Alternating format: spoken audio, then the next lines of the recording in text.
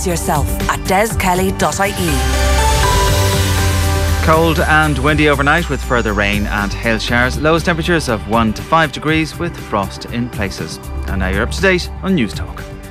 Off the ball. In association with Air. Watch every UEFA Champions League and Europa League game on the Air Sport Pack. This is News Talk. Wales and Denmark, everyone. They ain't going away. More of that to come. You cursed that last night because you said that. Oh. Well, you gave us... What's the other one you gave us? You said Wales. I said Wales, Northern Ireland, but I wanted... You gave us Denmark. He wants Denmark, yeah. Well, we've got them. Wales and Denmark are coming back to town. So the Nations League draw took place today in Switzerland. Dan McDonald will join us. He was over there speaking to Martin O'Neill and speaking presumably to the Welsh and Danish journalists, getting their reaction to the whole thing, and he'll explain how it works. If you got the football show last night, you'll know how the whole thing works, but if you didn't, Dan will explain. You're a shower, aren't you? One of the great quiz questions in Irish sport is who is the most successful Irish tennis player of all time? The answer is Mabel Cahill, who comes from Ballyragget, County Kilkenny. She had Ballyragget on the map long before the exploits of 2017. 5 US Opens to her name in the 1890s. Professor Paul Rouse from UCD will come to the studio and talk to us about Mabel Cahill, an extraordinary life as well, which didn't end well, unfortunately for her. We have Keith and Liam Toland on Wednesday Night Rugby, and we'll also talk to Louise Taylor from The Guardian about Phil Neville. Oh, Phil, who seems to have got himself in all sorts of trouble. So we'll talk to Dan McDonald from Switzerland around 7:25 or so. Initial thoughts though, Kev, on Denmark and Wales. Certainly you would think the fact that there's a bit of recent history and the Ryan Giggs factor makes it all palatable enough, kind of interesting. Well, there'll be one thing I spoke about last night. You want a bit of bite in the games. That's why I would have preferred Northern Ireland and Wales to be in the group. So the history that we've got with Denmark, there has to be bite in that one. There has to be some sort of revenge in the players' minds going into that one. It has to be certainly at the forefront. So yeah, I'm quite happy with it. It's not the worst places we got. I think the supporters as well are not travelling. You know, they've not got too lengthy flights to get into Denmark, and hopefully, probably will be in Copenhagen. Although Nathan again might take us to Malmo, as we know, different country. But yeah, it'd be good. I think they're good. I think they're good ties. And there's going to be promotion and relegation in this group of 3. Yeah. I mean, are we bottom seeds of those 2? I know we beat Wales and Cardiff. We probably will be, wouldn't we, Rich? That maybe I'd say we will be. Yeah, it's irrelevant though, isn't it? But I mean, in your mind, like if you were doing the odds, Denmark should top the group again based on what we saw. Yes, yeah, they'd be favourites. Yeah, they'll be favourites. Wales, so Wales in a fight out. Yeah, I say for relegation. Yeah, I think you probably you're right from that. That's how the bookies will have it. But there's a good chance for us to get into the top. I think Nathan was pointing out today. There's a great chance for us that if we do get promoted, then of course then we get a better seeding for the Euros and for the World Cup. Yeah, that's the thing. So seedings for the Euro 2020 are at stake here. You can obviously get into a Euro 2020 playoff as well, but we won't get too into how that. Could you explain how, Joe? No. Football show last night, Kevin Kilbane went through all the various permutations. Interestingly, there are no FIFA rankings, but there are caps handed out if you appear for the country, but FIFA rankings won't be affected, which is odd considering friendlies would have affected your rankings. Yeah, I don't understand that. Honestly, that's what... Well, there's a lot of complication around this, Rich, as you know. There's a lot about this tournament and I made it even more complicated, as we all know. Just by talking. But, yeah, that's true.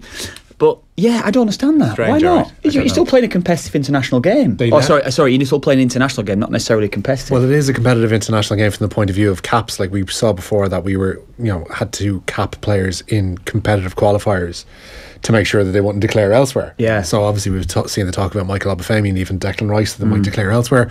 But they can actually play in these and then go and play for another country. That's still the case. The FIFA have clarified today that the Nations League will count as competitive games. You do get a cap. But you do get a cap, yeah. No, you'll get a cap. You get a cap regardless. But you get a cap, but the old system was if you played at friendly, like Diego Costa played for Brazil in a friendly but still played for Spain. That's a fair point, yeah. So that's the thing, but obviously Alex Rich is saying that. Yeah. Alex Bruce, yeah. But it is strange that friendly games would count towards your ranking, and these ostensibly competitive games, which could, you can qualify for Euro 2020, so they are competitive games, wouldn't count towards your ranking. It's one of the many, if admittedly less damaging quirks of FIFA. Well, it seemed to be one of the more appealing aspects of it from a qualification standpoint, is that in that you would be playing teams around you. So if you did beat teams around you, you would see your ranking notionally improved, and your qualification groups maybe slightly get easier. It is odd. So we'll talk to Dan McDonald around 7:30. We'll bring you some of the audio from the Six Nations launch in London this afternoon. Eddie Jones in particular was in fine form, and then we'll talk Mabel Cahill before the football show. So Martin O'Neill was obviously in Switzerland. He penned his contract this week. Tony O'Donoghue, you'll have seen this if you're on social media all afternoon, did an interview with O'Neill. It's about 4 minutes long. The general setup is that there's obviously a long line of journalists or broadcast media, and you get some time with the various managers going through. So O'Neill stopped for RTE. The first 2 minutes of it are fine, standard stuff. It's very friendly. Well, no, it's not very friendly, but it's professional, and there's O'Neill touching on Ryan Giggs as the Welsh manager now. That's kind of interesting, and there'll be a chance for revenge on Denmark, and he uses the word revenge. It's kind of a general chat, and then it really, the last 3 minutes just go just rapidly downhill. So the first sign of trouble is this first clip will play, and as you'll hear, it's not really an unfair question as such. It's just O'Donoghue, I think, addressing the fallout from the Denmark game. Regarding the Denmark match, it was said that you were quite stung by the criticism after that game. Is that correct? I think that you just before we did our interview, you actually said to me, "Hard luck." Just before we went on air. And what did you mean by that? Well, it's very disappointing to go out in a playoff, isn't it? Yeah, you did say hard luck. You weren't being disingenuous about it, were you? No, didn't mean to be, no. No, I didn't. Okay, no. It's interesting you should say hard luck to me beforehand. I assume hard luck actually means tough luck on the whole group, Mm-hmm. So there we are. So anyway. And then O'Neill goes on to answer the question. Well, he doesn't really actually talk about whether he was stung or not. He goes on to say, I was happy with the effort of the players. So he's been stewing on 2 words for the past 3 months. Yeah. Which seems exceptionally petty. But I don't understand, what's his issue with Tony O'Donoghue just off camera before the interview starts, as some way of greeting, I suppose, as you would do, saying hard luck? Yeah, I think that's probably right. Tony's just I suppose it's an introduction, isn't it? You either say one or two things, say hard luck or well played or congratulations. Or hi. Or, that's it. But he's wondering, wasn't disingenuous? What? I didn't understand. Yeah. I still don't fully understand. Well, we know what's happened with previous interviews. No, but I don't understand there. What's the issue with saying hard luck? Well, I think the issue being is that, look, you genuinely felt for us, and then he felt as though then he went on to have a total different interview off the back of saying hard luck at the start of that interview. That's the meaning, of course, isn't it? But I personally would just like to see this one be put to bed, because I think we've moved on now from perhaps Martin O'Neill going to Stoke. Now all this agenda, all this sort of different scenarios that could have happened. Now we can perhaps move on. That's what you may be expecting to happen with you now, certainly into these friendlies. But now all of a sudden, we've got another issue, haven't we? Yeah. Well, it's not incompatible for, in this instance, or any interview, O'Donoghue to say hard luck before the start of the interview, and then ask relevant questions about a 5-1 defeat at home. They're not mutually exclusive. He obviously feels that the tone of or the line of questioning from Tony hasn't necessarily suited him. But don't have an issue with the hard luck thing. Yeah, you can say I didn't like your questions, but saying hard luck off camera. And also, I don't know, would O'Neill love if Tony O'Donoghue was bringing up off camera exchanges? Maybe he wouldn't. Anyway, so they get through that strange little moment, and then O'Donoghue kind of asks about, well, were you stung by the wider criticism? And O'Neill says, well, you've already asked me that question, and they move on. So obviously O'Neill was tempted, it seemed, by a Premier League job. So Tony O'Donoghue asked him about the whole will he, won't he stay period. Afterwards, and I suppose you would have found this flattering, that you were the subject of a lot of interest from Premier League clubs. Was that a temptation for you to get back into the game at that level? No, I'll tell you what might be interesting about that. That the job, I think that the perception of the job that I was doing for the Republic of Ireland, like qualifying for the Euros, getting through in the playoffs, getting through where we were 4 seeds and then we finished second in the group, actually making the playoffs. Obviously the disappointment of Denmark when we were actually really trying to go for it. We had to try and get a couple of goals in the second half, otherwise there was no point. You had no point in sitting back and losing 2-1 in the game. But the perception elsewhere is actually very, very, very positive, unlike yourself. Well, I wouldn't say it was me or just me by any means. Didn't you? Well, of course. After the game. Yeah. when you did say hard luck to me, and then it went. It's just a real verbal attack, wasn't it? You know? I wouldn't think so, Martin, to be honest with you. Well, that's sorry. So it's funny. Your reaction is totally different to the one. Hence, people asking me about jobs. You know. Well, you've been offered jobs, which is terrific, and you're staying with the team, which is good as well. But you also have to check. You also have to check my record. I think John mentioned this about my record at clubs. I don't actually just disappear after a week, and which is something that I have pointed out very regularly on radio and television. This is it, and particularly in a day and age now when managers are coming and going in 5 or 6 or 7 weeks, particularly difficult. I think my record speaks for itself. Absolutely, it does. No question about that. Much. So when you're looking I've done it. You've had loads of time. You've had more time than the lads here at the end of the day, and I thank you for your time. All right, much appreciated. Is Martin O'Neill aware that these interviews go out to more people than just Tony O'Donoghue?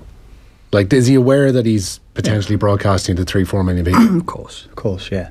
But then why carry on like a petulant child?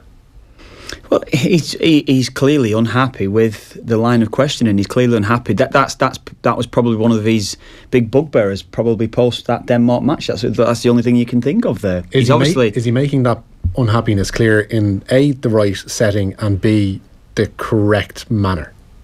Well, as I said before, I mean, you would like to think that that certainly could have been.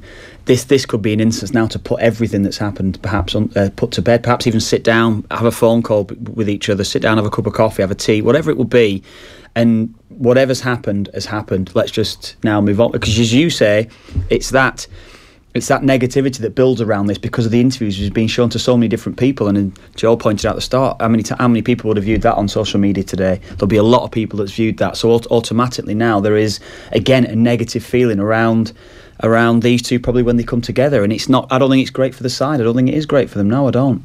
It did seem like it was the time to just start the new campaign, move on, and not drag all this stuff up again. Like Tony's question was, I don't think it affects the side anyway. Well, no, okay, just to feel like Tony's question was, if you're saying, well, I saw a few. I think the majority of people thought it was slightly strange behaviour on O'Neill's part on social media. I saw a few people, like someone's text in saying, in my humble opinion, Tony O'Donoghue was reprehensible in his interview, says Mary.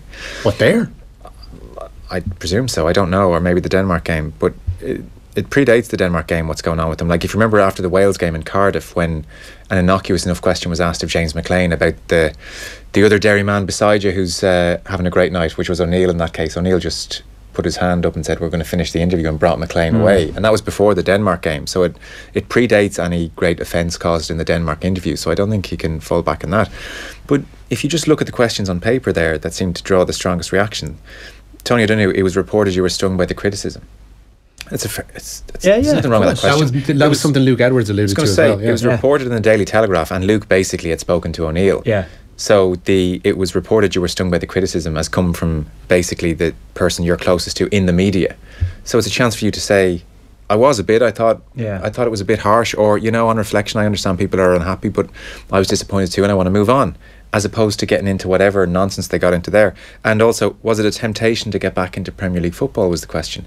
Is that not, can we not ask O'Neill this now? Having spoken to two Premier League sides. Yeah, but are we not at a point realistically where the RTE football correspondent, given the last month, can't ask the manager of Ireland, was it a temptation for you to get back into Premier League football? It's a fair point, of course it is, yeah. And that turned into, they're all very positive, unlike yourself. Yeah. A verbal attack, your reaction totally different. And Tony's trying to say, I've pointed out that you've had an excellent record at club level. And it ends, we're wrapping up the interview, we're done.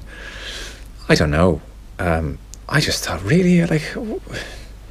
Yeah, I know. I take your points totally. It's right. Well, I just don't know where it's going to go to from here. That's the thing. I mean, that's the problem. That was not going forward. That was not a difficult interview there, and it turned into something just kind of toxic. So I don't know. I just couldn't believe it went that way. I would have thought, right, new campaign, clean slate. Here we go. Exactly. And why not? Like, everyone just move on. But that ain't happening, it seems. Anyway, there's an air of 2002 off this, not obviously with the toxic nature of Keane departing. But I remember that campaign for year 2004 that Mick McCarthy started, especially with the home game against Switzerland.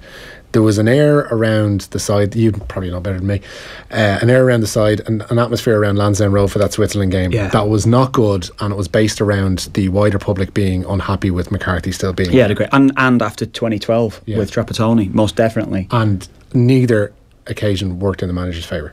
No, it didn't at all. You spot on with that as well. The only way, it's a simple fact that we all know it is now. We have to now get results. Again, I said before, I should maybe touched on it, but it won't affect the team. What's going on between Martin O'Neill and Antonio Dunne? It simply won't. I can tell you that now. They will not care. Half of them, probably majority of them, will not even watch that interview unless they see it on social media. That'll be the only way they'll see it, because they certainly won't be watching it on TV. Yeah. So that is the only way, maybe, in for them to see that. So it won't affect them. No. So let's start the news round. Do you have the dates of those games? Yeah, the Republic of Ireland will begin that UEFA Nations League campaign away to Wales on September the 6th of this year. The game comes just 11 months after the sides met in Cardiff in their Group D World Cup qualifier. After that follows back-to-back home games with Denmark and then the Welsh on October 13th and 16th respectively. Ireland's group campaign concludes away to Denmark on November the 19th. The sides were drawn together in Group 4 of League B in Switzerland today. Despite one of his pre-contract signing promises being a rejuvenation of the squad, O'Neill says his experimenting with new players will still be confined to friendlies. I think that we've got some friendly games coming up now. We've got a game in March, and I think that's the time for us to experiment. Try and maybe bring some of the younger players through, and hopefully we've got at least one game against France, I think, at the end of May, beginning of June time, and the possibility of another game. And I think that those matches then, that you use that sort of opportunity. But these games now, the games in September, October, November, as we've just mentioned here, have a significance all of their own. So I think the experimentation might have to disappear. There's live football this evening. There is. Manchester City await the winners of tonight's League Cup semi-final second leg at the Emirates. Arsenal and Chelsea goalless from their clash at Stamford Bridge a fortnight ago. The teams are in. For Arsenal, David Ospina starts in goal. They then got a back four of Hector Bellerin, Shkodran Mustafi, Laurent Koscielny and Nacho Monreal. In midfield sit Mohamed El Neni and Granit Xhaka, with in front of them Mesut Ozil, Jack Wilshere and Alex Iwobi. In behind, Alexandre Lacazette. For Chelsea, Willy Caballero starts in goal for them. They've got the back three of Cesar Azpilicueta, Andreas Christensen and Antonio Rudiger. Across the midfield, it's Victor Moses, Timu Bakayoko and N'Golo Kante, with Marcos Alonso on the left hand side. And then up front, Willian, Eden Hazard and Pedro. Kick off at 8 o'clock. How do you see this one go? I fancy Chelsea, actually. Yeah. I do fancy Chelsea. I think they'll be strong defensively, yes, of course, but I think I'm glad Hazard's playing. He's the name that I like to watch at the moment. I think Hazard's in great form. Because you were saying you watched the Brighton game at the weekend. Yeah. And he was unbelievable. Well, I think he's been great. I watched him live against Everton a few weeks ago. He didn't score in that game, but touch, movement, dropping off. He was playing the same position as he's playing tonight, actually, where he's playing as a striker, so the false nine, if you want to call it that. But his movement, dropping off, getting himself in the left and right. He's almost got a free roll from a number 9 position. So you're expecting then a bit of movement from him behind him. Who's it? Willian and who? Rich, sorry? Willian and Pedro. Willian, Pedro. They do interchange a lot, but Hazard, I think, has been sensational. And his goals at the weekend as well against Brighton, because it was a tight game at the weekend. It certainly wasn't a 4-0 on reflection. I think Chris Hughton touched on that after the game, but Hazard he's been great, as has Willian. And Willian's certainly in great form at the moment too. Six Nations launched today. Yeah, form and not an impending move to Racing is apparently behind Simon Zebo's omission from the Ireland Six Nations squad. That is according to head coach Joe Schmidt. Previously under Schmidt, as we know, overseas based players have been excluded from the Ireland setup, bar Johnny Sexton. And with Zebo still with Munster until the summer, eyebrows had been raised at his exclusion from Schmidt's panel of 36. But the head coach says Zebo's performances haven't been good enough this term to warrant a green jersey. Schmidt also says Tyke Burns' commitments to Scarlets preclude him from inclusion. But on the Zebo issue, Schmidt seems to think that he's well stocked in the back line with the likes of Rob Kearney and the soon-to-be capped Jordan Larmour. And I think Jordan and Rob give us a little bit of flexibility that way. Jordan with his pace and change of direction. Rob is still no slug. Certainly his speed times are still very good.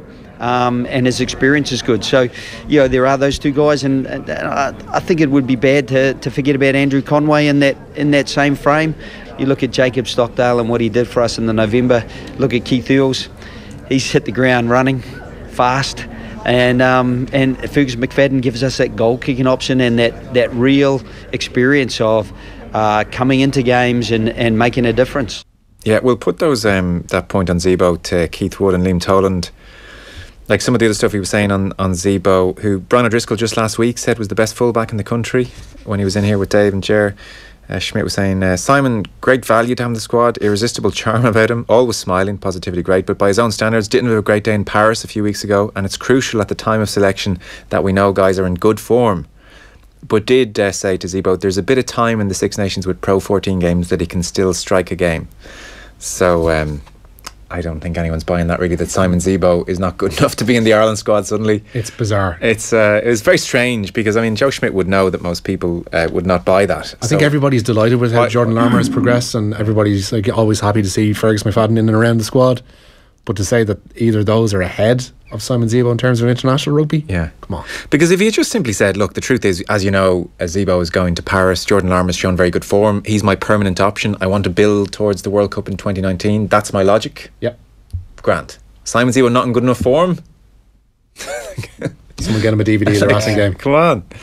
Anyway, so we'll talk to Keith and Liam Toland about that. And then a real proper legend has announced his retirement. Yeah, after 17 years with the province, John Muldoon is to call time on not only his Connacht but indeed his rugby career. Muldoon has made over 300 appearances for Connacht to date, and he of course captained them to their 2016 Pro 12 victory. He's also won 3 Ireland caps in his time, and he's played for the Barbarians.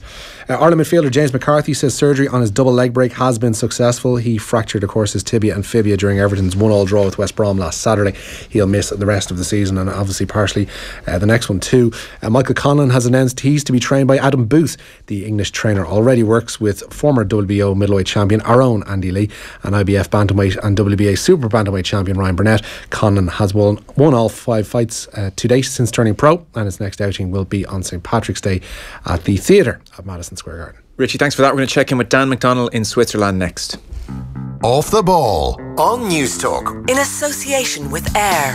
Don't miss live Allianz League's GAA action this month on the AIR Sport Pack, the home of Irish sport. Lunchtime Live. I've certainly been on the receiving end of it from somebody behind the counter. They're continuing on their conversation. Yes, and I find that extremely rude. But now that you say it, I have probably gone into the shop on the phone and paid while still on the phone and left the shop while still on the phone. I go and rejoin the back of the queue. Back of the queue. Back of the queue, you. Lunchtime Live with Ciara Kelly. Back tomorrow at midday on News Talk. This is the old Red Cow Moran Hotel. This is the new Red Cow Moran Hotel. In other words, we're bigger, way bigger. We've added 152 guest rooms, so now we have the newest rooms in one of Dublin's best locations. Coupled with new facilities and services, we think it's worth making some noise about. Find out more at redcowmoranhotel.com. Irish Water is coming to the end of the refunds process for household water charges. Cheques have been issued to account holders for the full amount paid. If you have a query or concern about the process, or if you've not received your cheque, please call us as soon as possible on 1850 448 448 or visit water.ie for more information. At Bruce Betting, we're celebrating 40 years as one of Ireland's leading bookmakers with the launch of our brand new website and iOS app. Packed with features and easy to use, the new Bruce Betting app includes ACCA insurance, cash out and live casino. Bruce Betting, giving you more. In store, online and now on your phone. Please gamble responsibly. Computer, what services do CBRE offer? CBRE are Ireland's largest commercial real estate firm and provide the following services: asset services, residential capital markets, agency leasing and healthcare real estate. OK, computer, thank you. I'm not finished, Liam. Building consultancy, investment management, valuation and advisory. Visit cbre.ie to find out how our 750 industry experts can help unlock the full potential of your commercial property. CBRE. Build on advantage. Delicious cabinet designs, generous helpings of storage, and a menu of unique features expertly put together for you. Feast your eyes on a Cube kitchen. At Cube, we've been making fantastic kitchens for over 50 years. Call in today and we'll design one specially for you. See our kitchen and wardrobe ranges at cubeinteriors.com, plus our furniture collection including Caligaris, or call into one of our showrooms in Dublin and Cork. Cube, the shape of kitchens to come. Buying something from Appliances Delivered is now even easier, thanks to finance from Flexify. That new washing machine, fridge freezer or dishwasher you had your eye on, you can now get them for a low monthly payment. Just go to appliancesdelivered.ie, get up to €15,000 approved in minutes, and next day delivery nationwide. Simple. Fees, terms and conditions apply. Subject to minimum purchase amount, credit assessment and approval. See appliancesdelivered.ie/flexify. At Dunnes Stores, go for €10 off every €50 grocery shop. Go for the essentials. Go for the freshest. Go on. Go for flavour. Go for getting more for less. With €10 off every €50 grocery shop. Only at Dunnes Stores. Always better value. Terms and conditions apply. See in store for details. Minimum spend required. Do you have the papers? Not yet. From director Steven Spielberg. The White House has been lying about the Vietnam War for 30 years. I'm talking about exposing years of government secrets. Meaning? We could all go to prison. Based on true events, critics are calling The Post one of the best films ever made. Unmissable, 5 stars. And now, Oscar nominated for Best Picture and Best Actress. If we don't publish, the country will lose. Meryl Streep, Tom Hanks. The way they lied, those days have to be over. The Post, in cinemas now. Rated 12A. Off the Ball. In association with Air. Watch live Allianz League's GAA action this weekend on the Air Sport Pack with a Dublin hurling and football doubleheader at Croke Park. This is News Talk. I've got everything in front of me, so I think I have it. It took me a while to get there. Okay. A few of the lads in there earlier on, but I think I've got it. Yeah. The league split up into 4 different leagues. League A, B, C and D. If you win a group, you automatically get into a playoff for Euro 2020 by winning a group. What? Yeah. So if you win your group, so if we had, say, Wales and Northern Ireland, we then, I think it comes down to, so if we win League B, yeah, and now not necessarily B, if say you win all the games, potentially that gives you the chance you've topped that group. That's how it would work. So basically the top 4 teams in each league, so the one from each group, will go forward to the playoffs, assuming they haven't qualified for Euro 2020 via their actual qualifying group. But regardless of anything, Joe, not like you can break water. At the end of it, if you top your league, you go into you'll hit then the playoff system. The overall to go to win the overall winner, which will be League A, B, C, and D. Yeah. If then, as I said before, if you win that league, you automatically then qualify. Hit the playoff for the Euros. That's what you get. When you say winning the league, what do you mean? You win the League B. You get one from pot 1, one from pot 3, and it's a 3-team group, and you play them each home and away, and you got 4 games, and then if we win our league, we get promoted to League A. I don't understand. So if we win our little group with the other 2 teams, let's say it's no, not necessarily that. If you win your league, I was going to say. So if we win our league, say we've Northern Ireland and Wales, and we come out of that group. Say you win all 4 games. That's the way that you can maybe explain it a little bit. But if you win all 4 games, you give yourself a great chance of winning the league because it's going to come down to goal difference and everything will probably. So what do you have to do to win your league? I get we have a little group within a league. What do you have to do to win the league? To win League B? You don't know.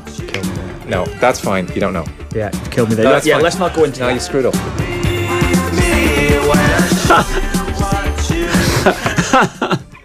I'm still right when I said essentially. I know exactly what I meant. It's crystal clear. Dan McDonnell is on the line from Switzerland. Good evening.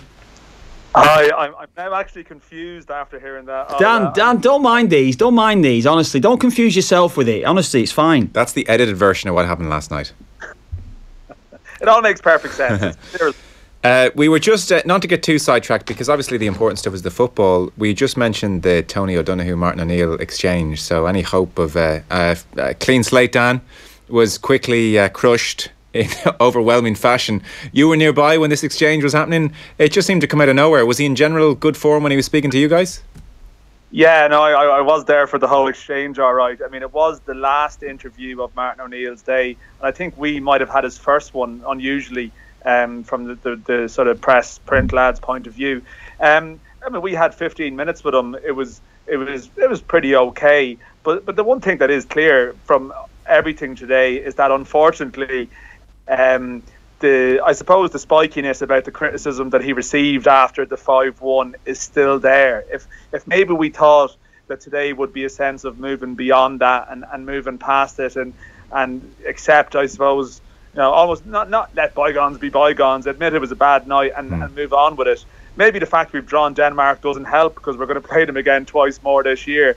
But I still think the unhappiness with the criticism still exists with Martin O'Neill. He still probably can't understand the extent of it because he still feels he's done a very good job, and as simple as that. And I don't think that atmosphere is going to change dramatically. Unfortunately, you play Denmark twice. What are the questions going to be? Sure. Revenge. Yeah. Let's go. Let's play them again. It's probably not a great draw from the perspective of moving on with a clean slate. And like Tony O'Donoghue asked, it was reported you were stung by the criticism, which was certainly a line which appeared in that Daily Telegraph piece. So, and like O'Neill turned that back on O'Donoghue and said, well, that was you, basically. That was all you and your interview. But when you brought up that issue of the wider criticism with O'Neill in the print section, I don't know, you're probably under some kind of embargo, but did he engage? Will we see him engaging with that potential point in the papers tomorrow? Did he accept he was stung in some broad way? Yeah, I mean, I think he is. Yeah, I think it's clear that he was stung, and he has addressed that point. But as I said, his main view is that on one hand he takes the criticism, and on the other hand he still feels that it was over the top, I guess. And that is just his opinion. I mean, maybe we all need to move on from it. I accept there are people who are fatigued by that whole angle of things. But I guess, without overanalyzing things too much, the interactions that the manager has with the press is often all that the public sees, and it just presents an image of a slightly defensive camp when you have that stuff today. I don't think it's hugely beneficial. We know what happened; it wasn't great, but if we've got 2.5 years left of this, I think there needs to be a different mood around it. And this one night is just threatening to to take the whole ship off course. Yeah, Dan, it just seemed to me like this is probably his time now to get everything off his chest. Did it seem that way to you today? Particularly, we've all seen the Tony O'Donoghue one, but even with you lads, was it just his chance just to get everything off his chest and almost now he can move on from it? Was there any suggestion of that? Well, it's a strange thing because John Delaney did mention last week that he felt that all the issues would be addressed today and we would move on. But when that was raised with Martin O'Neill, I think he felt that there was still stuff he wants to go back to on another day about maybe the reasons that he stayed. So maybe he wasn't fully briefed with the memo that this was going to be the day where we really moved, as you said, get everything off the chest and move on to the future. I mean, it's not always ideal after a draw and standing up, and it's not necessarily a comfortable round table discussion, where you have this forum to do that. And maybe that plays into it, but it's still lingering a small bit. There's still questions that are unanswered. He's maybe touched on it a bit more in detail with us compared to the short clip with RTE. But I still feel there's more to discuss about the everything that's happened over the last couple of months. We don't maybe have that closure that I honestly thought that we might have after today to some degree. I still feel people's views on O'Neill haven't been changed by today. I think there's still fans out there that are maybe a bit miffed, fans out there who want us all to move on. But maybe not satisfactory in terms of drawing a line under the whole thing, that's for sure. So you mentioned the unfortunate aspect of the Denmark coming out of the hat is that it brings up questions and memories of the 5-1 night in particular. They also happen to be a very good team, and Wales are pretty good as well, rather. So like with regard to the type of group we could have got, is this about as tough as we could have been dealt?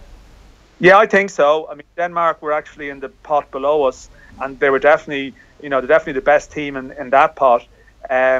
Wales was tough. I mean, the other options we could have got were much of a muchness, but I think the overall combination is a very tough group. Yeah, I mean, they're going to be proper tests come the autumn, and I think maybe you might have referenced it earlier that there's a need to just get some good results and just move on from the 5-1. Never mind all the other noise. Just good results in a football game, and these are tough games. I mean, the way it pans out, there's now a first away to Wales, as you might mention, and then a double header in Dublin in October at home to Wales and Denmark. Yeah. I mean, that's going to be significant. Whatever about teasing out what the games are worth in the bigger scheme and all the permutations, that's going to be a big week just to see how the public is, how everyone is, and for the confidence of the group to get a big home win against a good opponent. It could be beneficial. But that's tough. There there was easier combinations in there, and this isn't a sort of an easy parachute into life after the disappointment of November. Yeah. These will be tough matches. Yeah, Dan, do you get the impression that it's what Martin O'Neill wanted, the competitiveness of these friendly internationals, so-called friendly internationals, should I say? Yeah, I think he probably, there was a sense after that he probably will embrace it. I think, he may not experiment as much as people might think. I think just being there and I mean, he'll have his own scores to settle, I guess, with Denmark, and there's a little edge obviously in the Welsh games with the Seamus Coleman angle even, and the Wales may be unhappy about aspects of the game in October. I mean, these are going to be proper atmospheres and proper internationals, and maybe when he has so long to wait from one big game to the next, I think he's probably happier with that than he might have been with, I don't know, sort of lower profile games against Slovakia or someone like that. I think he's probably happier this way, but it can bring its own pressures if things go badly. So we're all going to be watching this with interest, because there is that window after the Nations League to see where you are going into the Euros, and if things go badly and we end up as third seeds, there will be pressure. So these matches might not be as irrelevant as you might have thought initially. Yeah, Dan, you mentioned there about the experimentation. I think John Delaney certainly mentioned that last week, a couple of his comments saying that there would be one or two new faces, or certainly more different faces coming into the squad now. Did Martin O'Neill talk about that today? Because you mentioned there that perhaps, given the competitiveness of these friendlies now, we might not necessarily see some of the players that we maybe envisage seeing. Yeah, we probably didn't go into it as much as we might have, but there was it was touched upon that I think it's fairly clear that he is going to, with a view to this game in Turkey in March and the training camp there, I think he'll loosen his attitude towards maybe bringing lads away. I think he's always had the view that you shouldn't just throw around caps for the sake of it and have all these one cap wonders. I think he will experiment in March. I think he will experiment maybe in the summer, depending on what the games may be, although I can't imagine him putting out an inexperienced side in Paris away to France, because he probably can't take a hammer in still. But I think we'll see a bit in Turkey still. I think that will be a squad with a view to the longer term future. He sort of gave the impression that would be the plan. And one last point then, I think we all, after Kev's explanation last night, know certainly that potentially there's a playoff place for Euro 2020 available here if things go extremely well. So we'll put that on ice for a second. You mentioned their seedings for the Euro 2020 qualification group, which will kick off in March. So in what way will that be affected potentially by what's going to happen in the autumn?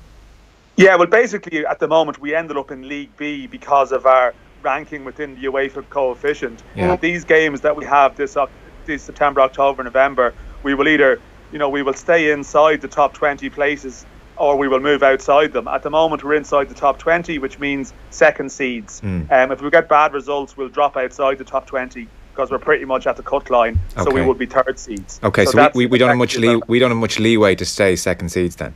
No, I think that's going to be these results are going to matter to us in that context. And yeah, in terms of the draw, this is significant. Okay, brilliantly explained, Dan. Well done. Simple as that, Gavin. Dan, thanks very much. Thanks, guys. Chat to you. Dan McDonald there of the Irish Independent in Switzerland. We will take a short break. Oisin Langan was over in London this morning. The Six Nations launch took place. Joe Schmidt, Eddie Jones, Conor O'Shea, all the coaches there. We'll hear some of what was said in London this morning next. Off the Ball on News Talk in association with AIR. Don't miss live Allianz League's GAA action this weekend on the AIR Sport Pack with a double header from Croke Park and Páirc Uí Chaoimh.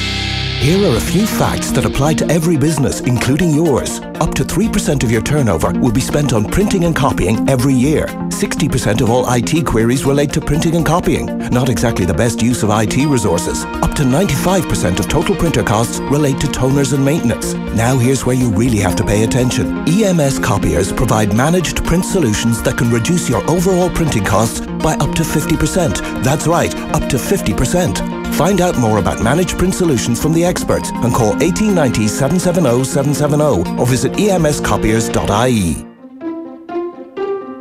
News Talk's Happily Hired, brought to you by Jobbio. Jobbio is the place where millions of talented people find their dream job.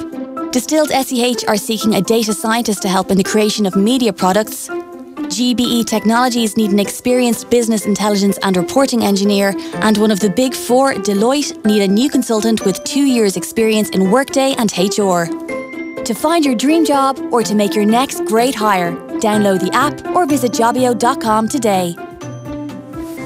We've been great this month. Oh yeah? We haven't gone out. We haven't shopped. We're watching what we eat. A total dry January then. Yeah. But you missed the sales.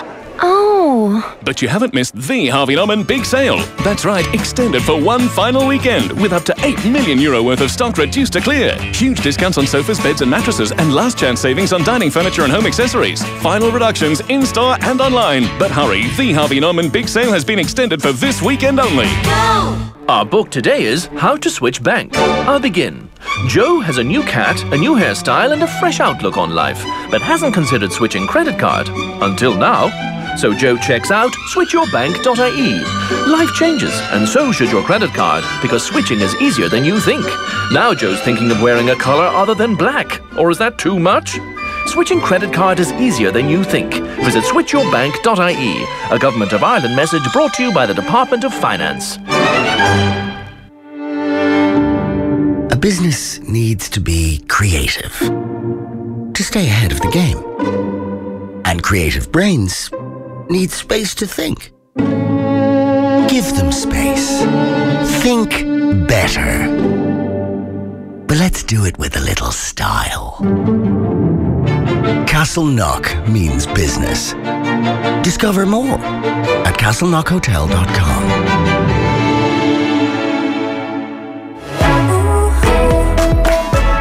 On average, you'll spend over 4 years of your life in a car, so why not enjoy every journey in the 2018 AutoBest Best Buy Car of Europe? And the winner is... the new Citroën C3 Aircross.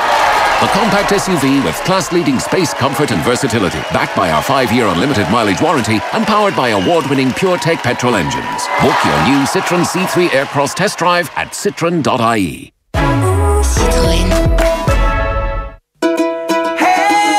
Get healthy with Meals for Two from Lidl and Gaelic player and nutritionist Sharon Courtney.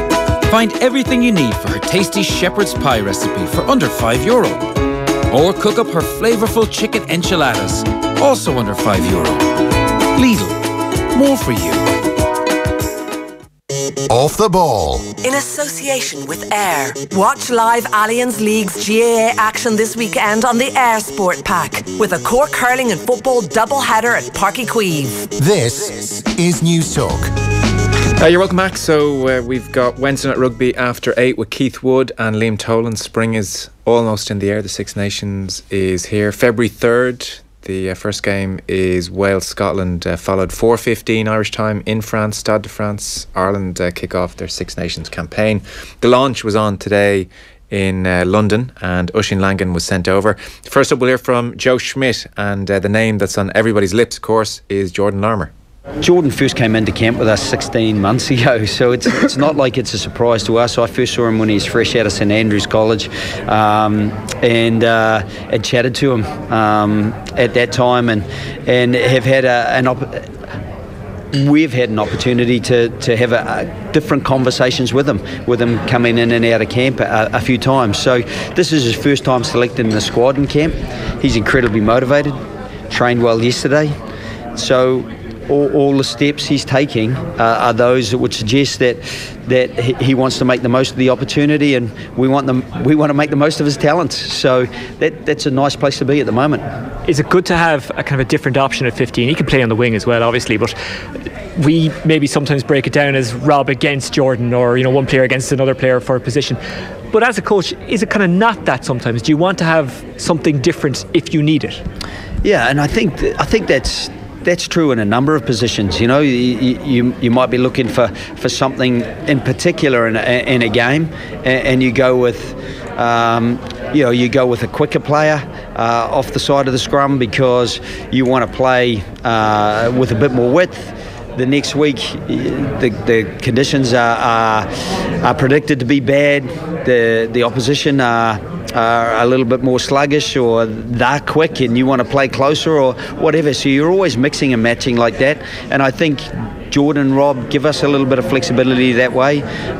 Jordan with his pace and change of direction. Rob is still no slug. Certainly his speed times are still very good. And his experience is good. So, there are those two guys, and I think it would be bad to forget about Andrew Conway in that same frame. He's another guy whose form, if you put a quick snap profile together, there are some super snippets of Andrew Conway as well. For that 15 jersey, and then you spread the back three guys, and you look at Jacob Stockdale and what he did for us in the November. Look at Keith Earls. He's hit the ground running fast, and Fergus McFadden gives us that goal kicking option and that real experience of coming into games and making a difference. So we're pretty happy with the versatility and as you say, the flexibility of how and who fits the game.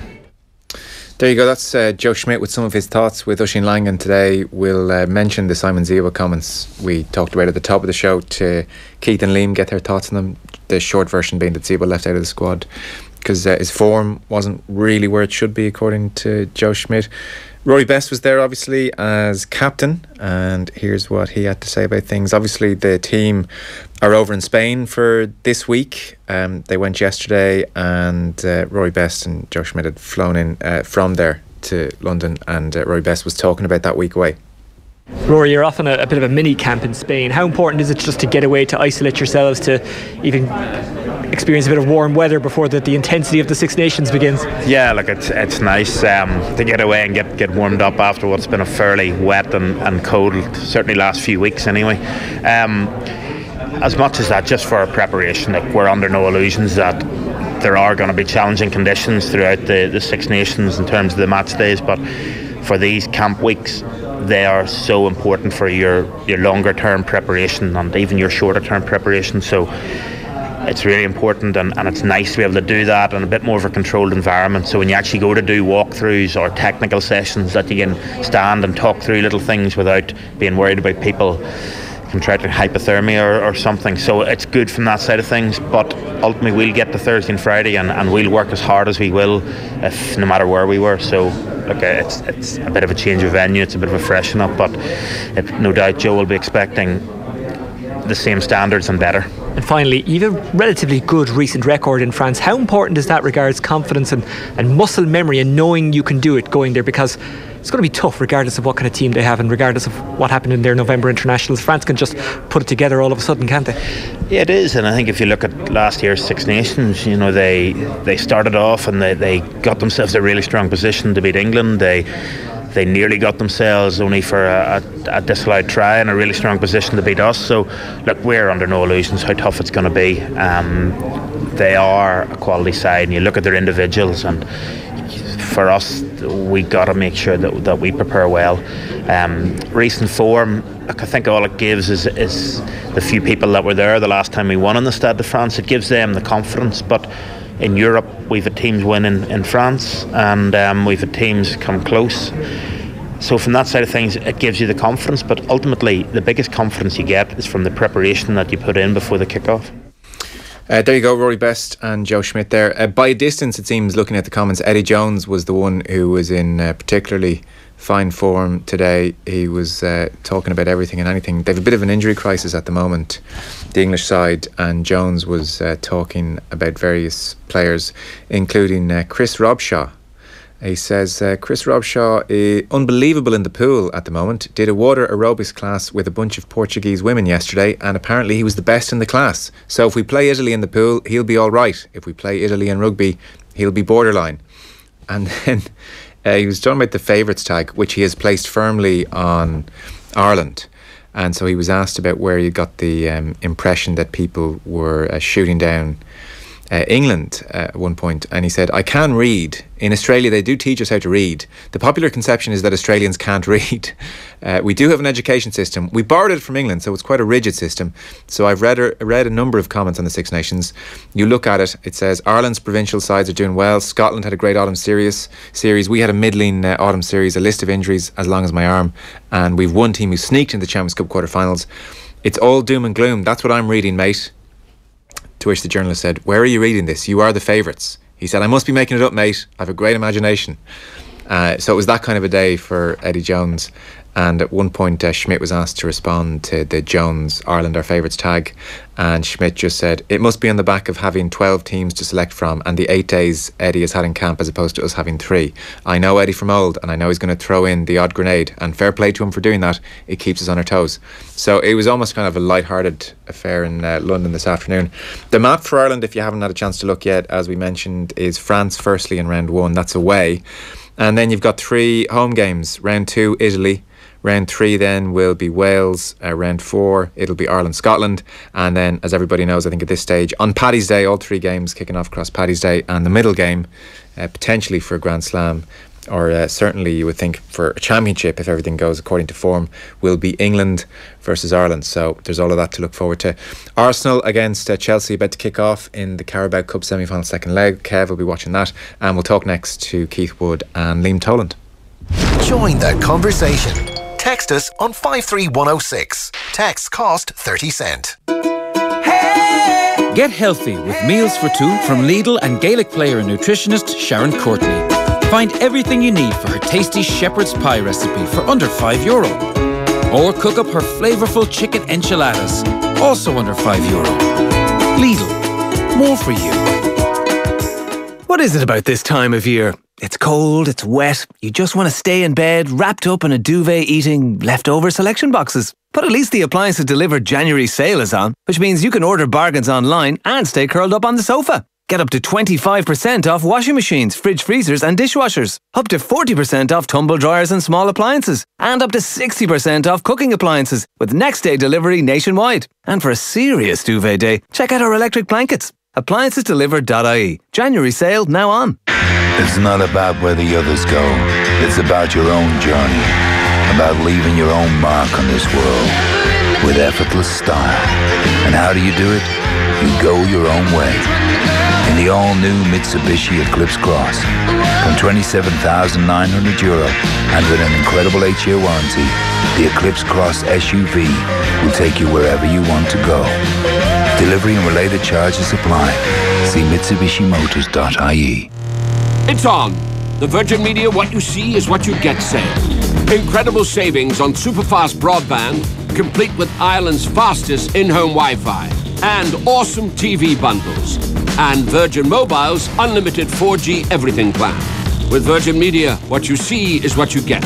Visit virginmedia.ie before January 31st. T's and C's apply. See virginmedia.ie. Ireland's fastest in-home Wi-Fi as awarded by Ookla. Sale ends 31st of January 2018. You invented what, sir? The pop-up tent. Perfect for camping, parties, even business market stalls with folding tables. Sir, O'Mara Camping's been supplying pop-up tents for ages. Oh, yeah? Well, does O'Mara Camping do accessories? Folding tables and chairs, gas cookers, fridges and griddles? Yes, and airbags and toilets and cool boxes, even canoes. Well, what about this then? Sir, you did not invent the sleeping bag. That's what O'Mara Camping wants you to think. It's a conspiracy. No, it's O'Mara Camping. Tents for events and a whole lot more. That'll be omaracamping.com. Currently considering your CAO options? Kickstart your career with a degree from Griffith College. Find out more on our courses and upcoming open days at griffith.ie. Maybe you don't own a car, but need to use one now and then. Maybe you do own a car, but find it expensive to run.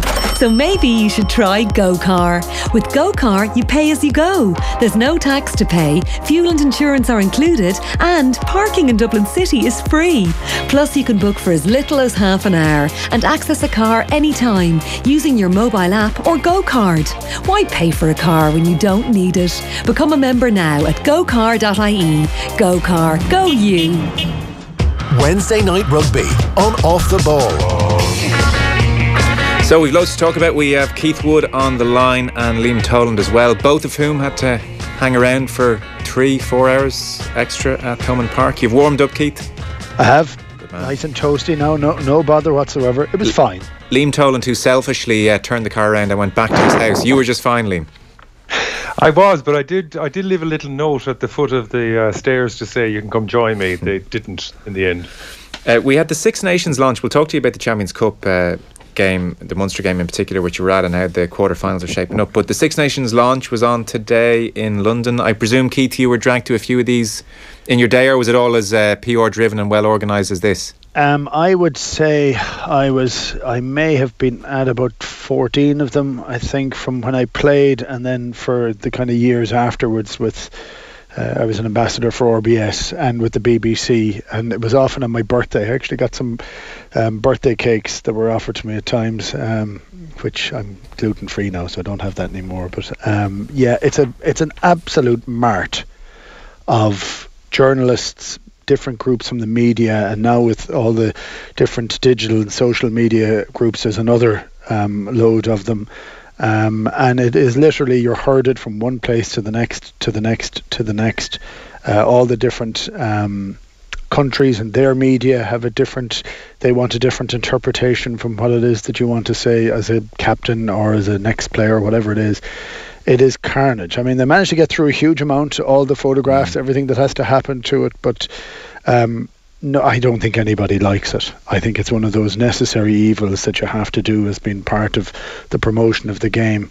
It is long enough away so that you can recover from it, but for someone like Rory Best, who has had to fly back, or I don't know, did they fly down to Spain and they've had to fly all the way up and back? That's a bit of an old pain. It's a bit of a pain. I think at one point Eddie Jones just said, sod this. I just think he threw in the towel and said, I'm just going to talk absolute nonsense whenever the opportunity arises. So he's asked about the injury situation. Chris Robshaw comes up at one point. He says, Chris Robshaw's unbelievable in the pool at the moment. He did a water aerobics class with a bunch of Portuguese women yesterday. Apparently he was the best in the class. If we play Italy in the pool, he's going to be alright. If we play Italy in rugby, he'll be borderline. So Eddie Jones was just throwing out this kind of stuff for much of the afternoon. On the favourites tagger, who's favourites? He felt England were maybe being written out of things. And he said, well, why did you get that impression? He said, I can read. In Australia, they do teach us how to read. Popular conception is that Australians can't read, but we do have an education system. We borrowed it from England, so it's quite a rigid system. But I've read a number of the comments in the Six Nations. It says, Ireland's provincial sides are doing well. Scotland had a great autumn series. We had a muddling autumn series, a list of injuries, long as my arm. We've one team sneaked in the Champions Cup quarterfinals. It's all doom and gloom. That's what I'm reading. And one journalist says, where are you reading this? You're the favourites. And he said, I must be making it up then, mate. I've a great imagination. And off he went to do his next interview.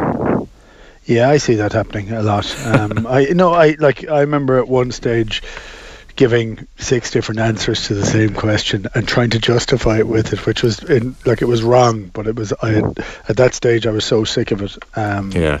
And I was retired, so this was not as a player, as an ambassador. Nobody really cared that I tipped Italy to win, and for some people, and everybody else at different people. It was just, it's just part of it. Yeah. There is sport is a bit of a circus, and it has become far more complicated, and everything you say seems to take on a huge level of importance, and we know that everything is shadow boxing before the big event.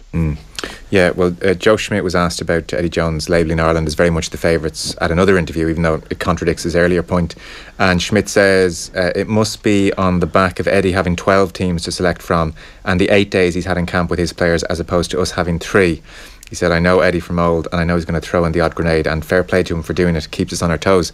So that was kind of the mood. It seemed jovial enough. The one Joe Schmidt quote, Liam, which has caught the headlines certainly from this morning, is about Simon Zebo and his logic for leaving Zebo out of the squad. So the quote from Schmidt was, Simon is great value to have in the squad, irresistible charm about him, always smiling, positivity great, but by his own standards he didn't have a great day in Paris a few weeks ago. It's crucial at the time of selection that we know guys are in good form, though he did say on the potential of getting in at some stage across the Six Nations. There is a bit of time in the Six Nations with Pro 14 games that he can still strike a game. So Simon Zebo, according to Joe Schmidt, is not in good enough form to be in the Irish squad, Liam. Well, I suppose, Joe, that if you don't want to do something, one reason is as good as any other, or one excuse is as good as any other. I think it's quite a damning thing that Joe Schmidt has said. It's quite a put down and almost patronising to say he's always jovial and smiling and he's happy and he's good value to the camp. I just sense there isn't a great love between the two of them. I don't know why. Now, with that in mind, Joe, I could sit down with you tomorrow and we could pour over videos, and I can point out a lot of the irritations in Simon Zebo's game around maybe the attention to detail of some aspects, how he carries into contact, and sometimes he can put himself in a poor rucking position, etc., etc., etc. But the overwhelming picture he gives me every time I watch him is this guy can transition a ball from really crap position into something really exciting. He can turn a game. And I think of when Ireland played Australia in the November series, two series ago, he came on with Rob Kearney, who had gone off injured, and he just turned the fixture. He has that ability to turn the fixture. So I know the Six Nations, and Keith, I'm sure, will back me, is a unique environment that is not like this, like the November series, and it's not like the Pro 14 and all the other different competitions. The Six Nations, the minor errors that can turn a fixture happens in the Six Nations like no other competition. That all said, I don't know, is there a rugby player in Ireland who has the ability to turn, maybe Larmour in time, but today Zebo can do it. And I just think there just isn't a love between the two of them, and I've nothing to base that on. I'm not observing them in contact or in shape or form, but I think it's really, really disappointing that he's not involved. For the things that Joe Smith mentioned, those jovial things, but way beyond that, the way he can actually command a fixture, and the way, and oftentimes, like myself and Keith were watching him at Thomond Park. We were there live, obviously. Yeah. Did he look to you to be out of form? No, he was class on Sunday. Okay, yeah, so so everybody knows that. So it is a strange thing for Joe Schmidt to come out and to say this when nobody will buy it. So actually, if you're Schmidt, you're saying something that nobody knows is true. That's a strange thing to come out and do. Well, like a very simple explanation is, well, look, we all know Simon's going to Paris. I'm sorry to see him go. Jordan Larmour's here. We've got a World Cup I'm building towards. So I made the decision I'm working with Larmour permanently, and so much as I can see, and that's the logic for the decision. And I wish Simon well. So they were his two options, and he went for well, Simon seems to be a happy kind of fella, and that's nice, and but he's not in form. Strange. Yeah, like it seems almost a patronising put down, which didn't need to happen. I just don't understand. I just think it's based on love. There's a lack of love there between the two of them. But what I watched sitting beside Keith, obviously, on Sunday, was a guy. But not only when you're at the match, you can actually you have the luxury of not just looking at him, but looking at his back three. And when you look at the players around him, when he gets the ball,